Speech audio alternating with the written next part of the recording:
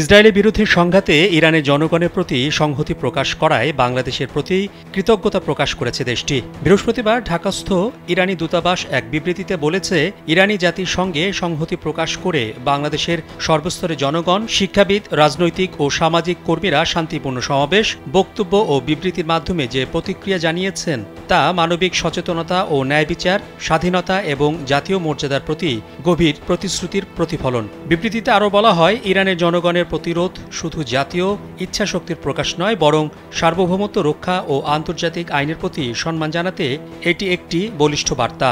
Iran দৃঢ়ভাবে বিশ্বাস করে, আগ্রাসনের বিরুদ্ধে প্রতিরোধ শুধু একটি বৈধ অধিকারই নয়, বরং একটি নৈতিক ও মানবিক দায়িত্ব। সহিংসতা, আগ্রাসন ও সম্প্রসারণবাদী নীতির মোকাবেলায় জাতিসমূহের পারস্পরিক সংহতি অত্যন্ত গুরুত্বপূর্ণ উল্লেখ করে বিবৃতিতে আরও বলা হয়েছে, এই মূল্যবান সমর্থন ও সংহতি প্রকাশের জন্য আমরা বন্ধুপ্রতিম ও ভ্রাতৃপ্রতিম বাংলাদেশের জনগণের প্রতি আন্তরিক কৃতজ্ঞতা প্রকাশ করছি।